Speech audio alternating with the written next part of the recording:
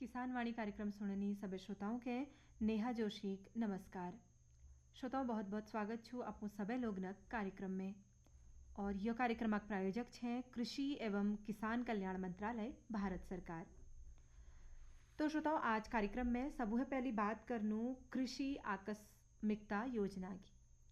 श्रोताओं कृषि आकस्मिकता योजना एक ऐसी योजना छू जो प्राकृतिक आपदाओं या फिर मौसमिक अनिश्चितताओं कारण होने वाले कृषि संबंधी जोखिमों के कम करने के लिए बढ़ाई जा रही।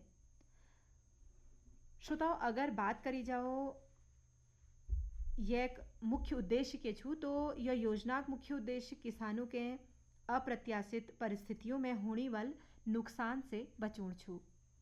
यह के अलावा कृषि आकस्मिकता योजना जोखिमों का मूल्यांकन करें यानी कि जो संभावित जोखिम या फिर खतरे हैं उनर पहलिक बटी मूल्यांकन करी जा और उनर लीजी उनर पछाण कर बेर अघिलक रणनीति एक माध्यम तैयार करी जाए।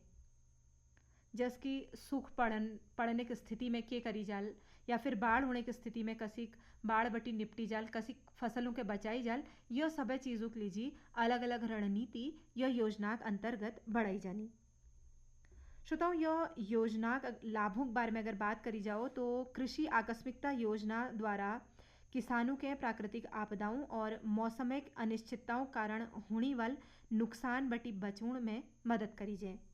यह के अलावा खाद्य सुरक्षा के सुनिश्चित करने के लिए यह योजना लागू करी जा रही ताकि आपदाओं के बावजूद कृषि उत्पादन लगातार जारी रहो और खाद्य सुरक्षा बनी रहो।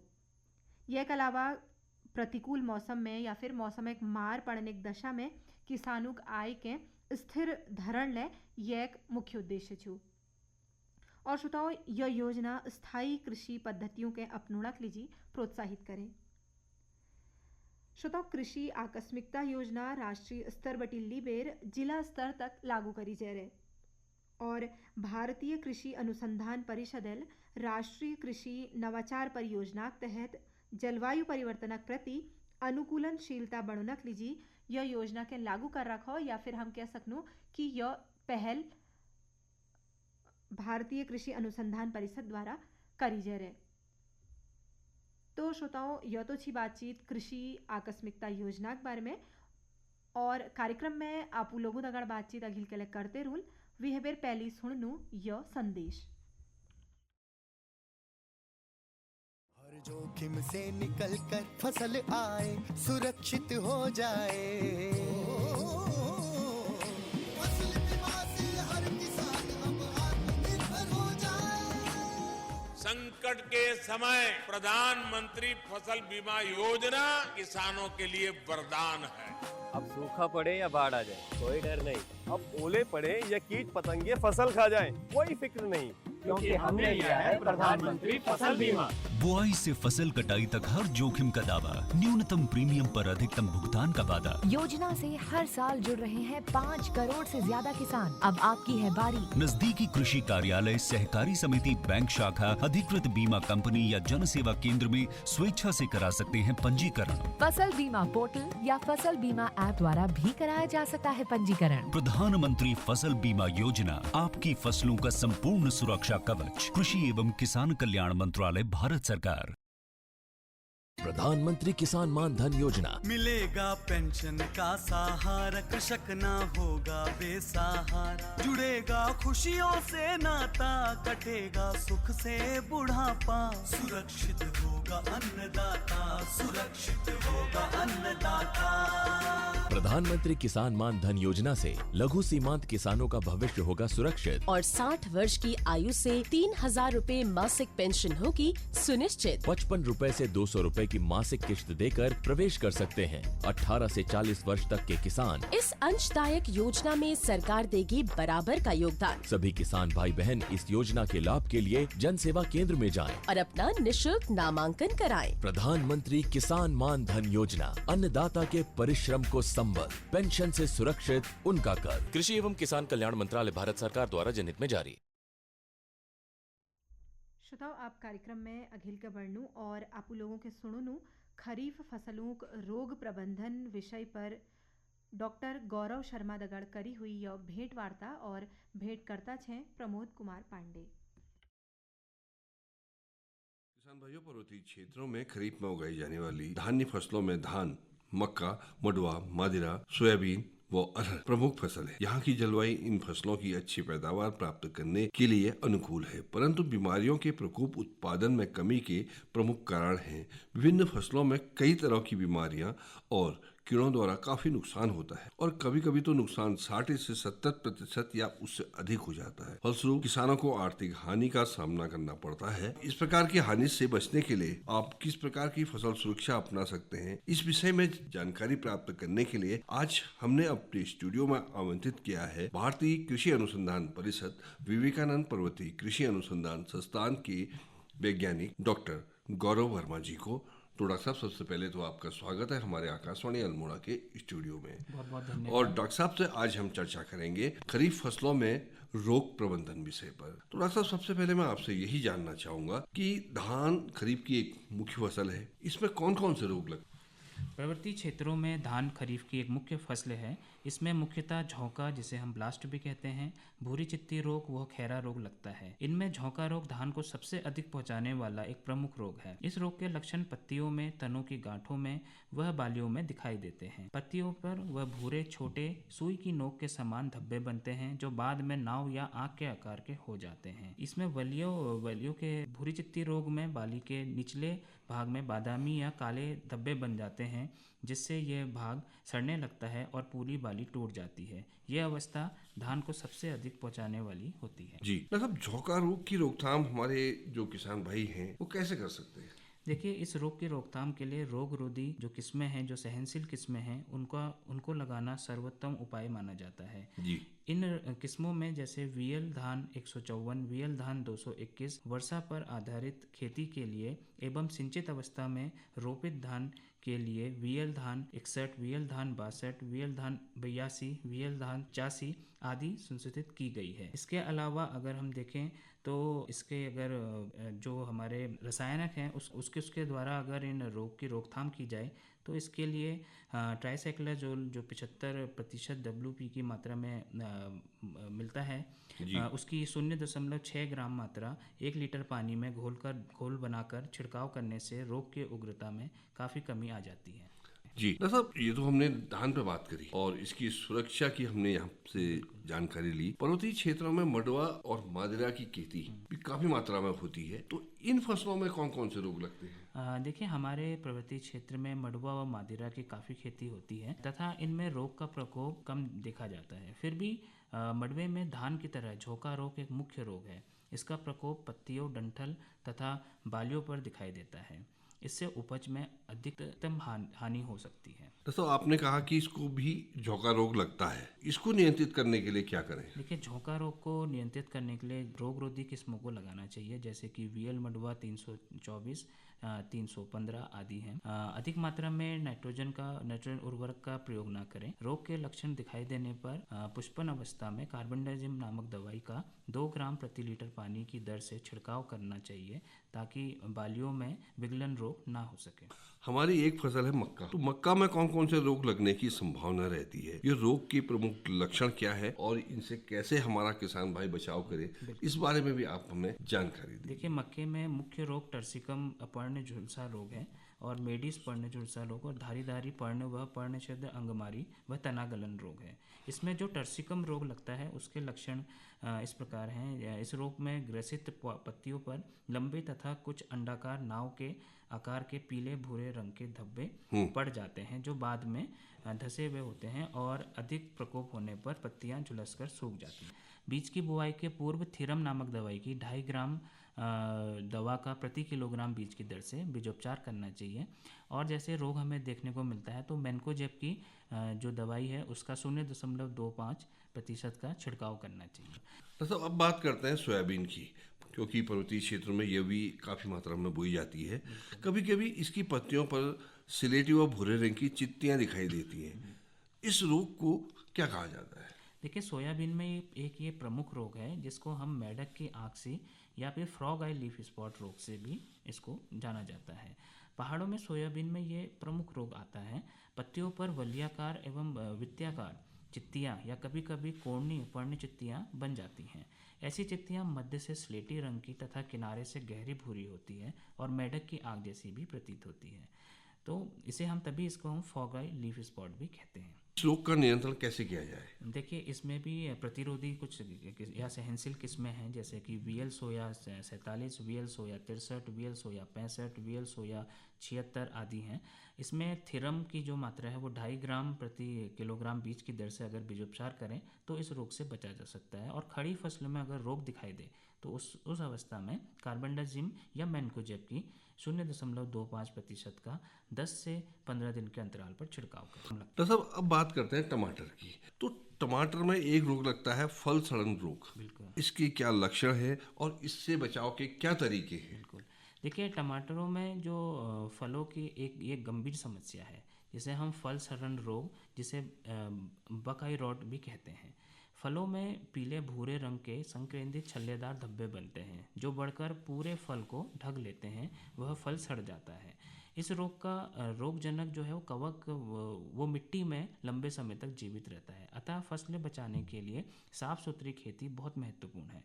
रोगी पौधों व फलों को नष्ट कर देना चाहिए। खेत में पानी नहीं जमा होने देना चाहिए तथा टमाटर के पौधों को लंबी डंडियों के सहारे खड़ा करना चाहिए। जमीन से करीब 6 से 9 इंच ऊपर तक की पत्तियों को तोड़ देना चाहिए। वह फसल जमीन से संपर्क में ना आए, जिससे ये कवक उसमें ना लग पाए। जी डॉक्टर साहब, अभी कुछ दिन पहले कुरमुला कीट काफी दिखाई दे रहे थे, तो ये किस प्रकार फसल को नुकसान पहुंचाते हैं और कैसे इससे फसलों को बचाया जा सकता है? देखिए, पर्वतीय क्षेत्रों में जो कुरमुला कीट है, ये सफ़ेद गिडार भी बोलते हैं इसे, एक ये बहुत बड़ी समस्या है। पहाड़ों में बोई जाने वाली लगभग सभी फसलों में इसका प्रकोप होता है। उपराऊ भूमि में बोई जाने वाली खरीफ फसलों को काफी नुकसान पहुंचता है। इस कीट के वयस्क विभिन्न पौधों की पत्तियों को काटकर खाते हैं और भारी क्षति भी पहुंचाते हैं। मई जून से लेकर सितंबर अक्टूबर तक ये वयस्क गुबरेला जमीन में अंडे देता है और अंडों से गिडार निकलकर खरीफ फसलों को जड़ों की हानि पहुंचाता है। पहाड़ों के में जलवायु की विविधता व कुरमुले की विभिन्न प्रजातियों के कारण इस कीट का नियंत्रण विभिन्न विधियों को समेकित रूप से अपनाकर ही कर सकते हैं। जैसे गर्मियों में प्रति जमीन पर की गहरी जुताई करें, अच्छी सड़ी हुई गोबर की खाद का प्रयोग करें और पोषक वृक्षों की टहनियों को डंठे से हटाकर गुबरेलों के 8 से 10 बजे एकत्रित कर मिट्टी के तेल में पानी में डालकर रखना चाहिए। हमारे संस्थान द्वारा विकसित वीएल कुरमुला ट्रैप नामक प्रकाश प्रपंच द्वारा वयस्कों को आकर्षित कर प्रचुर मात्रा में नष्ट किया जाता है। यह प्रकाश प्रपंच बहुत ही कम लागत में है, वह बहुत प्रभावशील भी होता है। अंत में आप हमारे जो किसान भाई हैं उनसे कुछ कहना चाहेंगे? जी हाँ, देखिए, फसलों को रोग से बचाने के लिए सबसे उच्चतम विधि रोग रोधी प्रजातियों को बोना होता है, क्योंकि इन किस्मों में रोग नहीं लग पाता है तथा इससे रासायनिक दवाएं आदि में होने वाले व्यय तथा श्रम भी बचता है। अगर इसमें हम देखें तो इसमें कुछ बातों का ध्यान रखना चाहिए। अगर हम खेतों में रोगों से बचना है तो जैसे रोग रोधी सहनशील किस्मों को लगाना है, बीजों को उपचारित करके जरूर लगाएं, फसलों में संशोधित उर्वरकों का प्रयोग जरूर करें, खेतों में पानी की निकासी का उचित प्रबंधन भी करें और अंत में जैसे रासायनिक दवाई खरीदते समय उनके प्रयोग की अंतिम तिथि, जिसे हम एक्सपायरी डेट भी कहते हैं, उससे जरूर देख लें एवं दवा का संशोधित मात्रा में ही प्रयोग करें। दवा का घोल बनाते समय 15 से 20 लीटर पानी प्रति नाली जमीन के हिसाब से प्रयोग करें तथा इसमें चिपकने वाले पदार्थ जैसे ट्रिटन या ट्रिपल 1 मिलीलीटर प्रति लीटर पानी में अवश्य मिलाएं। इससे हल्की बारिश होने पर भी दोबारा छिड़काव की आवश्यकता नहीं पड़ेगी। जी डॉक्टर साहब, आशा है कि यदि हमारे किसान भाई इन बातों को ध्यान में रखेंगे तो अवश्य ही रोगों से होने वाले नुकसान से अपनी फसल को बचा सकते हैं। तो डॉक्टर साहब, आपने इतनी बड़ी जानकारी दी, इसके लिए आपका बहुत बहुत धन्यवाद। श्रोताओं, आप लोगों सुनी खरीफ फसलों रोग प्रबंधन विषय पर डॉक्टर गौरव शर्मा दगड़ भेंट वार्ता और भेंटकर्ता छी प्रमोद कुमार पांडे। यह संदेश यूनेस्को और आकाशवाणी के सहयोग से प्रस्तुत किया गया है। जलवायु और भूमि पर जीवन, यह यूनेस्को का संदेश है। जलवायु परिवर्तन के कारण भूमि की क्वालिटी गिर रही है। पौधे और जानवर लुप्त हो रहे हैं और रेगिस्तान बढ़ रहे हैं। जंगल, आर्द्र भूमि और घास के मैदान जैसे महत्वपूर्ण स्थान जो इंसान और प्रकृति दोनों की मदद करते हैं, आज काफ़ी दबाव में हैं।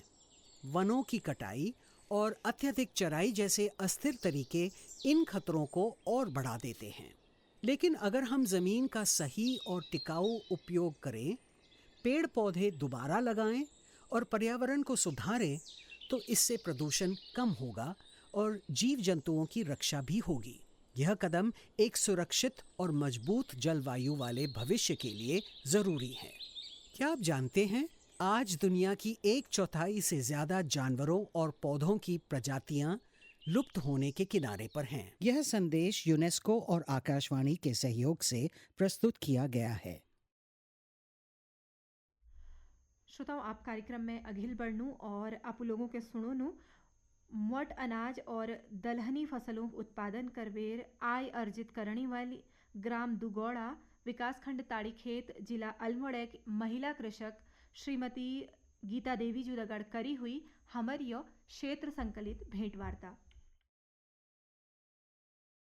आज हमारे दगड़ कार्यक्रम में छे ग्राम दुगौड़ा विकासखंड ताड़ीखेत जिला अल्मोड़ा की महिला कृषक श्रीमती गीता देवी जी। तो गीता जी, बहुत बहुत स्वागत छू अपन हमारे कार्यक्रम में। तो गीता जी, सबू है पहले आपू हमके बताओ कि अपुल के खेत पाती कर रखी है। मैल एल मडू उगरो, मडू झुअर। अच्छा। और कितनी साग सब्जी में भिंडी और करेले, तोरिया और कितनी और काकड़। अच्छा। ये सब्जी उपयोग हम करते रहूं। अच्छा, मतलब अपुल एक तरीके हम कह सकनू कि अपुल साग पातक दगड़ दगड़ मोट अनाजे के लिए खेत अपुल कर रखी हो कर रखी। और यह के अलावा पशुपालन ला आपू करछा हो करनू, भैंस गुड़ गाय बच्चे सब पालनू। अच्छा, तो जब पशुपालन कर रखो तो के दूध व्यवसाय ला करछा या फिर केवल अपने लेक अपन पास हो दूध?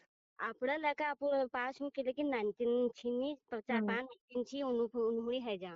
तो गीता जी, अपुल बता कि आपू मोट अनाजे खेत करछा जमे मडू झुंगर कौन काकुन वगैरह अपुल बो राखी। तो कई है आपू फसल एल फसल सही है रे, लेकिन एल तो जोले खूब है ने यो बीज तो फसल भली है रहने जहाँ तक छू। मडू तो है ही रोग, लेकिन जो मतलब कहाँ महार चू बहुत भट है तो उस थोड़ा खराब है। अच्छा अच्छा। तो आप कब तक आपू फसल कटाई कर ला यो जो फसल आपू लेल बो रखी? सोच में करनू हम। तो हर साल बून होना ला ने आपू तो ये सब चीज? तो ये सब चीज हम हर साल बुनू। आपू ये के बेच छाले या फिर सिर्फ अपने इस्तेमाल करण कतु आपू ये उत्पादन करछा? आपू इस्तेमाल करनू, थोड़ा बहुत निकाले लेनू, आपू खर्च पानी लीजिए। अच्छा, तो आपू कसी बेचा मतलब कि आपू बाजारों में जबेर बेचा या फिर अपन खरीदनी वाले लोग घर उन्हीं समूह चुनी हमारे समूह खुली छू महिलाओं, तो उम जायो। अच्छा, तो समूह में मतलब आपू लोग उगे बेर उत्पादन करी बात उके भी साफ सफाई करी बात सिद्ध समूह में बेच दिछा। हाँ हाँ। तो समूह बटी आपू लोगों के ये रेट ठीक ठाक मिलनी? हाँ, रेट मिल जा हमको। ये हल्दी मिर्ची सब लोग हम बेचनू मतन में उपयोग करनू की घर आप मतलब थोड़ी बहुत नना खर्च ला चल जो। तो के हिसाबल बेचा आपण यो हम 65 रुपए किलो जा और मजे और गहो जानी हमें 400 रुपए किलो। अच्छा। हाँ, और भट थोड़ी बहुत भट जानी तो 200 रुपए किलो, और सोयाबीन थोड़ा सस्त में है जा। अच्छा, मतलब अपुल एक तरीके हर तरीका दाल ले उगा रखी हर तरीका मोट अनाजक ले उत्पादन अपुल कर रखो। हाँ हाँ। आपू इतु उत्पादन कर लीछा और इतु ठीक ठाक दाम आपू के मिल जाने की आपू लोगों का आर्थिक खर्च भली भां चल जा। भली भां चल जा। हाँ। अच्छा, ये के अलावा साग पातक उत्पादन ठीक ठाक हो या फिर वो सिर्फ आपको इस्तेमाल करण का तुको? ना ना, हम लोग साग सब्जी ले बेचनू। साग सब्जी लेके समूह में बेचा या फिर उके बाजार ना में? ये बाजार में जा, और एल हमर यो साग सब्जी मार्केट में जाए, और जो हरी सब्जी लाई है ही हम गाँव में जहूँ जानू खुदे जानू। अच्छा अच्छा। तो साग पात बेचने के लिए अपन नजदीकी बाजार कुछ हो? ये हमारे बगवाली पोखर और छाना गोलू। तो आप लोग बाजार में खुद जाचा या फिर जैसे बहुत से गाँवों में हो कि एक मुश्त सब लोग गाँव वाल इकट्ठे कर बेर कोई गाड़ी में भेजनी या फिर मंडी में भेजनी, यस के करछा या आप लोग सिर्फ बाजार में हम जाबे? खुद जानी 19 दियानी आपू मार्केटिंग वहाँ दिया है साग सब्जी आपू जो सामान लाना हो घर ही दिया है। तो सागों का रेट बाजार में ठीक मिल जानी? हाँ, सही मिल जा।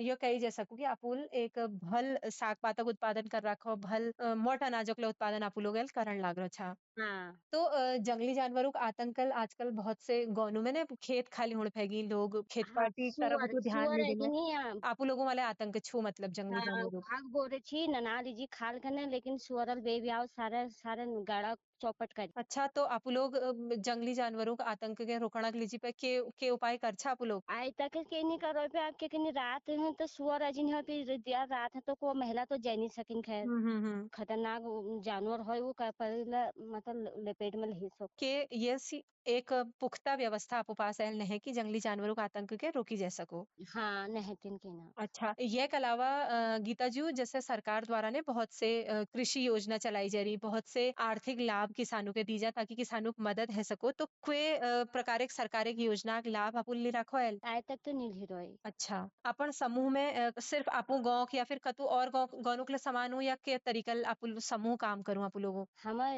गाँव मतलब ग्राम सभा दुगोड़ा में जी हमार ऊँचू समूह महिलाओं जो मत सामान हमान मिली जाऊँ बा हमको। अच्छा तो जब आप लोग अपन सामान के समूह में बेचो हूँ जाछा तो समूह बाद वो सामान फिर बाजार में बेचनी समूह वाले लोग या फिर हाँ दुकान लगाई छू समूह लाल। अच्छा अच्छा अच्छा तो समूह ने अपन लोगों अपने गाँव छू हाँ हाँ बोल तो भल उत्पादन अपन खेतों में कर रखो तो आपो तरफ बटी आपो के कौन चाचा की खेती बाड़ी करो अपन खेतों के बचाओ या फिर भल फसलों का उत्पादन करो आपो तरफ में अपन के सलाह देना चाला हमार खेती की अच्छू मतलब हम बिहार जानू तो हमको मोल बाजार में मार्केटिंग पर लीबे खान पड़ो घर में हमार साग सब्जी खुदा हमको बाजार में ले आने पड़न खुदा हम खा लिनू तो क्या कहनी जा हमको आपको खेती बहुत ऊँचू मतलब लगाओ छू कि हम आपको खेती के यहाँ तक बहुत बढ़िया से बढ़िया उपजाऊ कर सको। बिल्कुल तो गीता जी आपको कार्यक्रम में शामिल हो छा और आप हमको ये जानकारी दी ये लीजिए अपन बहुत बहुत धन्यवाद।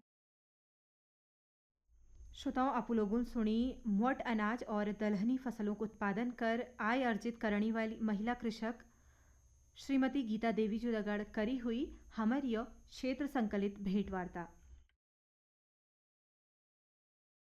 यह संदेश यूनेस्को और आकाशवाणी के सहयोग से प्रस्तुत किया गया है। जलवायु न्याय यह यूनेस्को का संदेश है। जलवायु संकट एक निष्पक्षता का भी मामला है। यह उन लोगों को सबसे ज्यादा नुकसान पहुंचाता है जिन्होंने इसे पैदा करने में सबसे कम योगदान दिया है, जैसे कि गरीब लोग, महिलाएं, बुजुर्ग लोग और आने वाली पीढ़ियां। जलवायु परिवर्तन को मानव अधिकार के मुद्दे के रूप में देखने का मतलब है कि सबके साथ निष्पक्ष व्यवहार सुनिश्चित किया जाए। यह उन लोगों को साक्षात बनाता है जिन्हें अक्सर नजरअंदाज किया जाता है। यह देशों और पीढ़ियों के बीच जिम्मेदारी को निष्पक्ष रूप से बांटता है। जलवायु न्याय का मतलब है सबके लिए समानता, शांति और सतत विकास। क्या आप जानते हैं, यदि दुनिया का तापमान 2 डिग्री सेल्सियस बढ़ गया तो अफ्रीका की आधी से ज्यादा आबादी कुपोषण के जोखिम में पड़ सकती है। यह संदेश यूनेस्को और आकाशवाणी के सहयोग से प्रस्तुत किया गया है।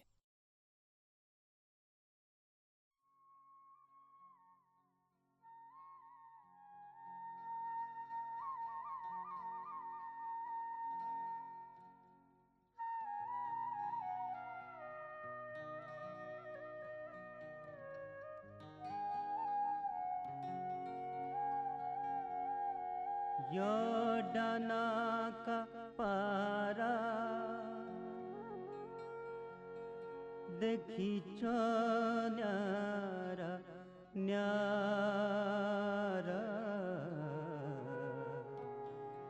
तुए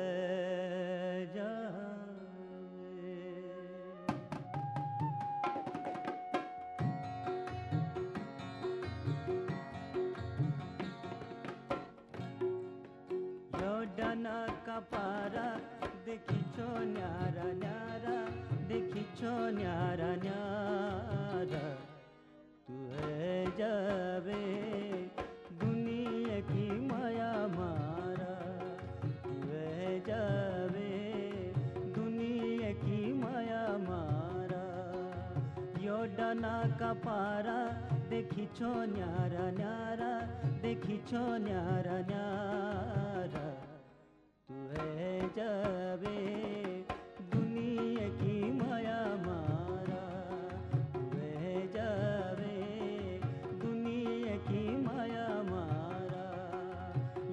डाना का पारा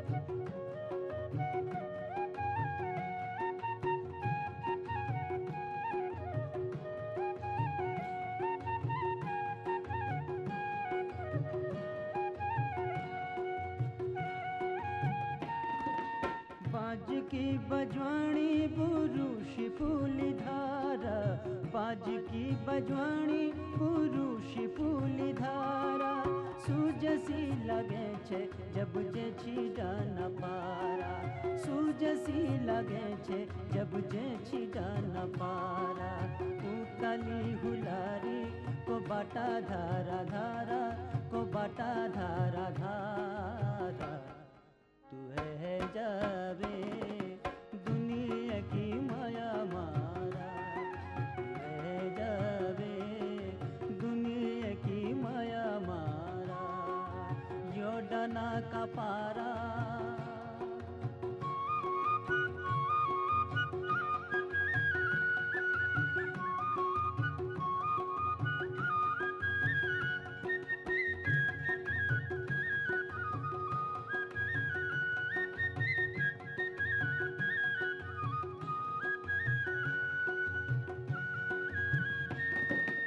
ललबुरुसी फुली रचो यो धुरायो डाना ललबुरुसी फुली रचो यो धुरायो डाना कहूणी तू मन कर छे कहूँ अभिमाना कहूणी तू मन कर छे कहूँ अभिमाना निकर तू माना खेलण दीन चारा खेलण दीन चारा तू है जावे दुनिया की माया मारा तू है जावे दुनिया की माया मारा यो डाना का पारा